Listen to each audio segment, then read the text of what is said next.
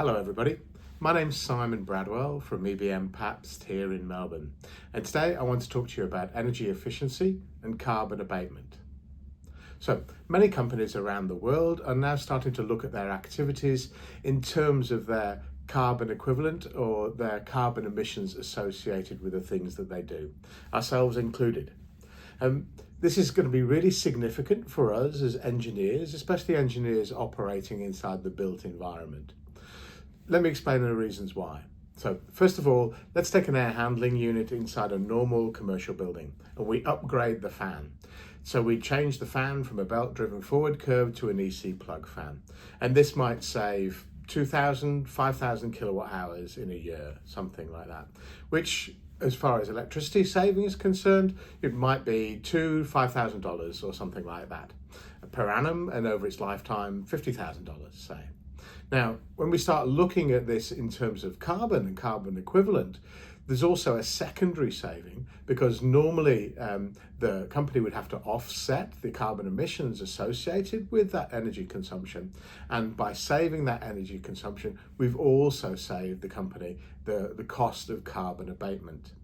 Now, typically here in Victoria, the carbon abatement associated with the project is between 10 and 20% of the overall cost savings of electricity. However, this will vary from country to country and dependency to dependency.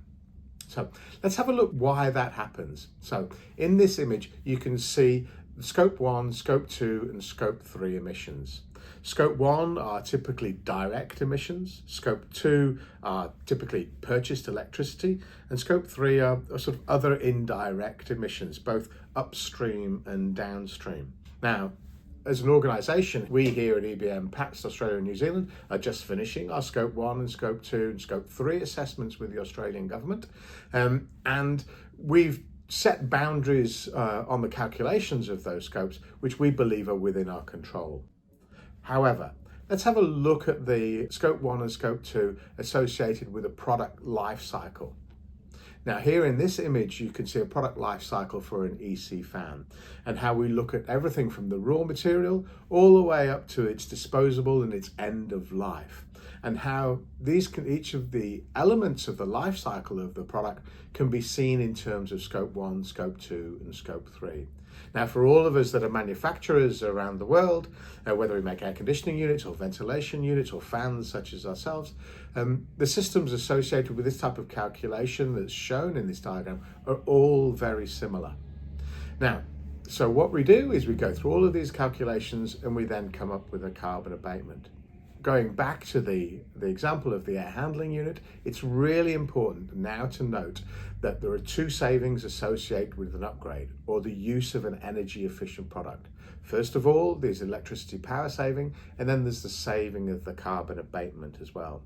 Now, through time going forward, we fully expect that the carbon abatement costs will increase as a proportion of that overall project saving. So, today I've talked to you briefly about energy efficiency in a carbon abatement world. I've looked at Scope 1, Scope 2 and Scope 3 for businesses as well as products, and highlighted some of the issues associated with projects and upgrades using both energy efficiency and carbon abatement calculations. I hope that's been useful for you. Thanks for watching.